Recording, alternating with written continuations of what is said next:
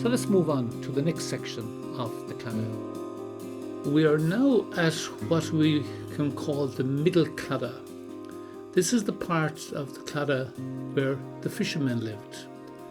Most of the population of this area were fishermen, and if you look down over the wall here, you can see the remnants of two berthing places for small boats. Now the whole Claddagh area was full of these, right from the gate of Delamain Lodge up to what's now the corner of the Pierhead restaurant. A drawing by Anne Corfe in Kinvara, a seaport town on Galway Bay, gives us a good idea of what Claddagh might have looked like in the 17 and 1800s. And you might notice there that item number 4 on the drawing shows where the Coast Guard station was situated. Now I'll explain in a moment why that was the case. The people who lived down here had boats, they had currachs, and they made their living from fishing and from cutting seaweed and selling it. You might be surprised to hear that seaweed was a big industry in the 19th century.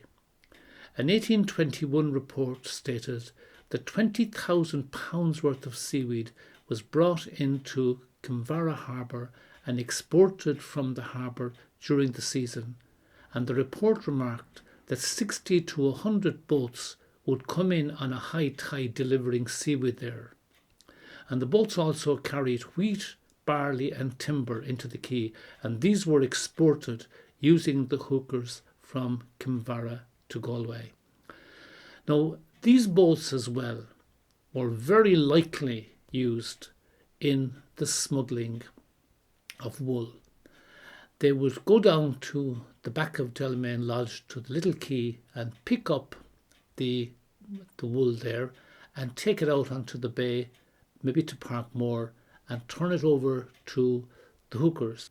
So there was a big industry, a big way of life for the fishermen of the Claddagh being involved in smuggling, and they needn't have feared a lot because everyone was doing it. The Coast Guard station was located where it was located in order to try and put a stop to that.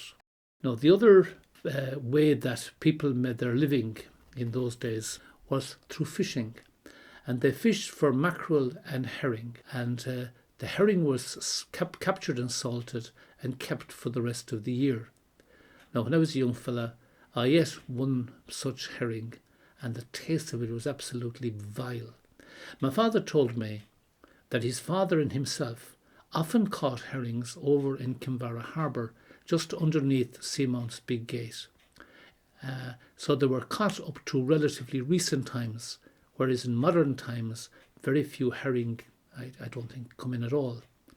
But back in the 1960s, large shoals of mackerel came into the harbour, but very few people fished for them. We fished for them from the quay, but they weren't really fished for commercially. It was just kind of a hobby.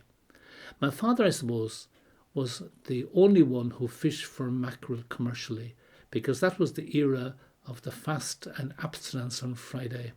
So when one came in with his load of fish on Friday, there would be a crowd waiting on the pier ready to buy the fish for dinner.